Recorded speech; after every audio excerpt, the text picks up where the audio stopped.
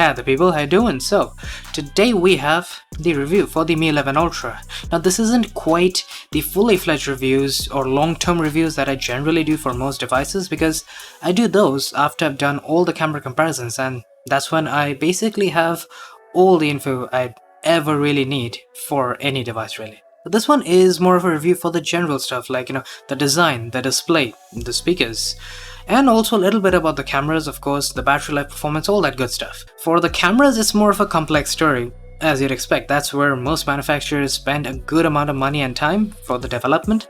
And well, I think we can call this one a preliminary review of sorts. That would be an apt name for it. So let's get started with the design. And you know what, immediately, this is one of the craziest devices that I've held. Like, barring foldable devices, those are another level of crazy in a manner of speaking, but as a glass sandwich, this is one of the heaviest and one of the most dense looking devices. Like, it is crazy. Just look at that camera bump. That thing is a brick in and of itself. There are just 3 cameras there. I kind of like it. It's very bold. The only thing I would have liked, to be entirely honest, is a matte finish. I think that would have really completed the entire package. But unfortunately, as far as my knowledge goes, we cannot really have matte finishes with ceramic. Honestly, I wish there was an option. Keep the ceramic ones, but also give us a matte frosted finish. I would have much rather liked that, especially for the black one here. And by the way, a very obvious recommendation from my side, do not get the black ceramic version. It's gonna be riddled with fingerprints the entire time you're gonna use it. Like, there's no two ways about it, unless you put on a skin, that is. But if you take the white one, it's gonna be a better situation. You're gonna see less fingerprints. The fingerprints are there, you just don't see it that well. So yeah, definitely take the white one. I took the black one here because it looks ridiculously good in B-roll. But on the front, we have curved glass, but I haven't really had any palm rejection issues. And what kind of bothered me, at least in the beginning, now I've sort of gotten used to the look of it, is that the glass sort of wraps around on the top and the bottom along with the sides to give us a more wraparound experience in a manner of speaking. But that kind of gives us these extra bit of bezel in the corners, like you can see it very close right there, and that kind of bothered me in the beginning, but now I've sort of gotten used to it. It kind of vanishes soon enough, but it's still a weird look in my opinion. I'm not a huge fan of it. I mean, it's cool, but I'd much rather have uniform bezels. So that wraps up the design. Now let us talk about the display. Well, to be entirely frank, this is the best display that you can get in any smartphone so far. At least like among the big flagships out there. You consider the S21 Ultra, the OnePlus 9 Pro. Those are great displays. This is a little bit above that. For a very obvious reason, it has 1440p, it has 120Hz, it's fluid, it's crisp, all that good stuff. It looks great with the colors and everything. It's OLED as you'd expect. And it also has 1700 nits of peak brightness. Now, I didn't notice that extra bit of like 200 nits of extra brightness compared to the S21 Ultra immediately, but if you go out in the sun and you use it in absolute broad daylight, like at the time of noon, yeah, you'll see it. But then peak brightness is very useful in HDR as well. And HDR as a whole, it's great. I really like the HDR 10 and 10 Plus that we have here. It looks really nice. It's really punchy, and that is definitely an approach that I prefer compared to more flatter looks in certain other displays that I've noticed and talked about in previous smartphone reviews. It kind of reminds me of how good HDR looks on the S21 Ultra, but the added bonus here is that this baby supports 10-bit color. If you didn't know already, 10-bit color with HDR is the perfect combination for some of the cleanest, artifact-free HDR experiences that you can get on any smartphone so far. So if all of that was impressive, hold on, there's a little bit more here. There's a good reason I call this one the best display on any smartphone. You also have Dolby Vision support on this phone. I think this is the only phone other than the iPhones to have actual Dolby Vision support. It definitely stands out, and you can see the difference for yourself, no question about it. It looks just insanely good, and like compared to normal HDR, it's definitely a step above, and I'm really glad that we finally get Dolby Vision on Android phones. It's been one of the smaller advantages that iPhones so far have had over Android phones. Now, with all the talk about content consumption, we gotta talk about the speakers as well, right? So it's kind of an interesting and also a really weird situation with the speakers here, because quite simply we have literal dual stereo speakers. It's not the earpiece that lets out sound, we have an actual stereo speaker set on top here. That, as you'd expect, indeed makes the stereo separation quite a bit better compared to, the earpiece. Like it's very much audible, and the moment you first listen to it, in a horizontal position, you'll feel the difference, especially if you're watching content that takes advantage of it. But it has some issues in here. So when you're playing back YouTube or Netflix, I've noticed that it is very loud, it has very good clarity, there's a good amount of depth in the speakers given how small they are. Like I'm really enjoying myself when I'm watching YouTube or Netflix. But just a few days ago, I decided to watch Loki on Disney Plus, and guess what?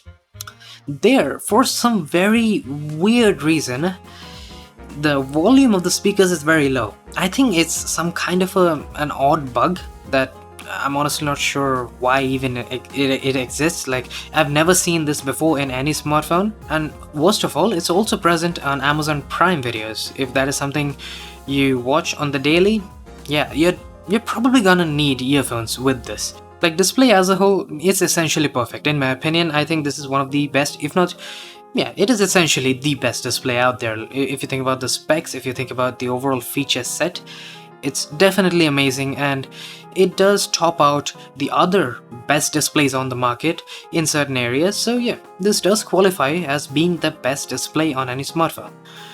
But the content consumption, including the speakers, not so much. It's alright, and as long as you don't watch content on apps that have the bug, you won't feel it. But if you do, you're definitely gonna want more out of these speakers. Alright, now let's talk about the software experience. I'm gonna make a separate software review in a short while, but I'll just brief it for you. The software experience for me was one of the most surprisingly amazing things here. Like, there are so many things that are so good that I was genuinely surprised, because my experience with MIUI as a whole wasn't all that great. I had used the Mi 10 last year, and it wasn't really good. I didn't really enjoy myself using MIUI. I had actually switched over to Nova Launcher for that one.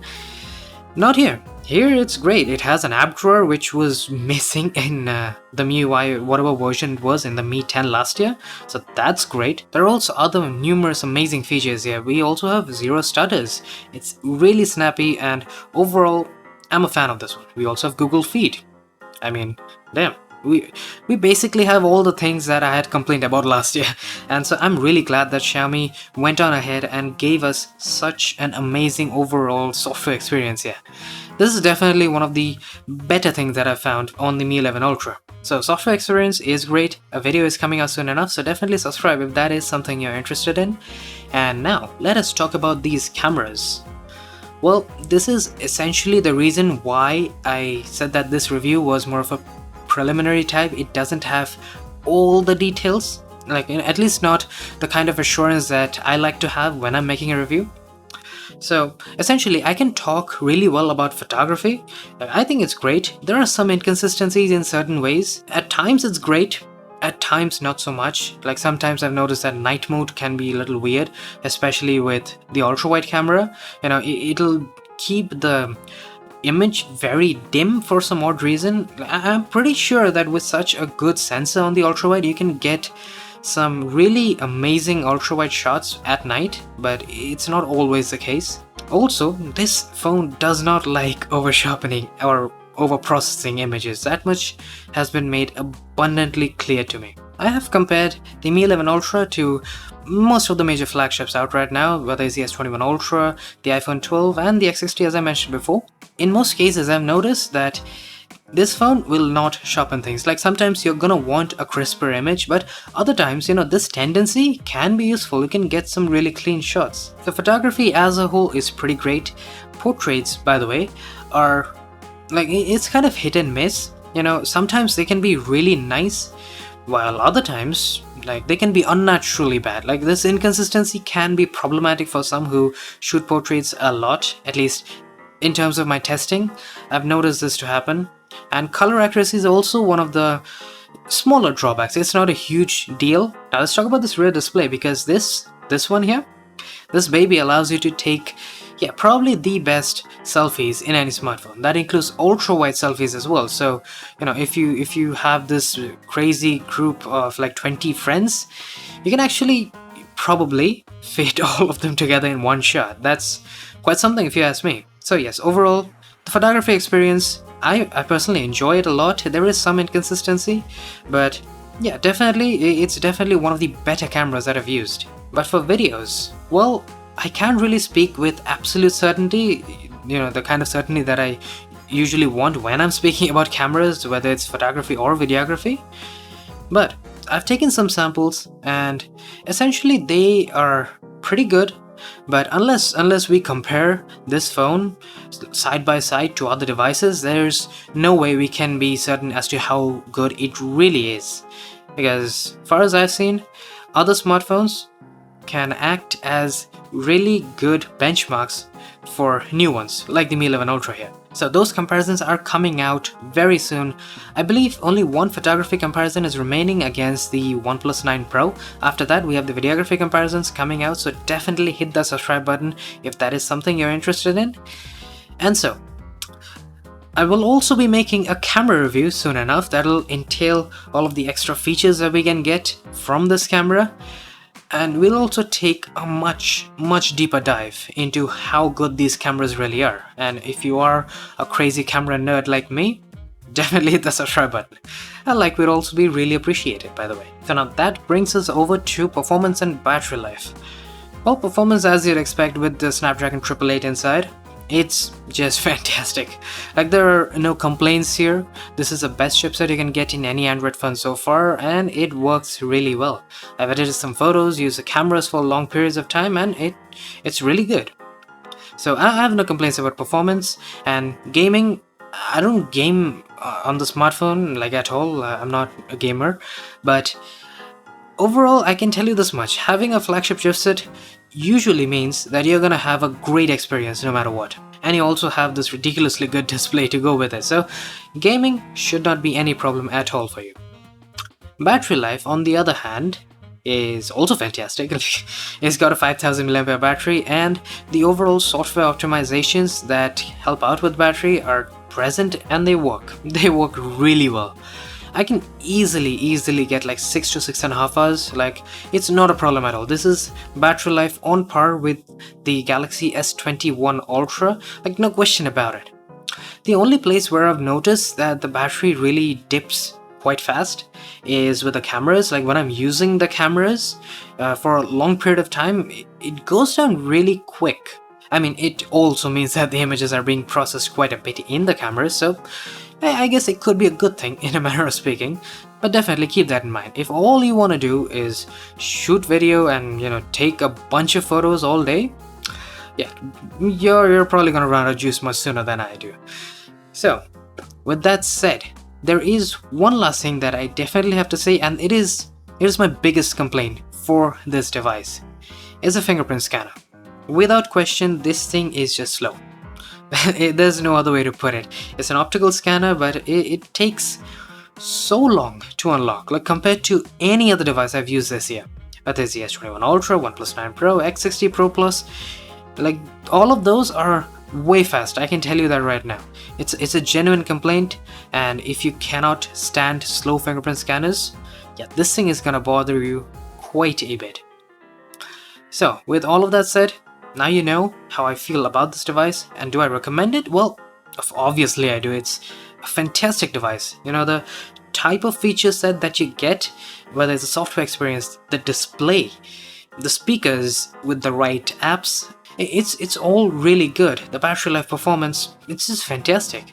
And overall, I think this is one of the best all-round flagships out right now. There are definitely issues like the fingerprint scanner, for instance, but at this price bracket, there are very few phones which can actually compete with the overall feature set that this one provides. So yes, indeed, if you can get used to that fingerprint scanner, you're gonna have a blast using this device.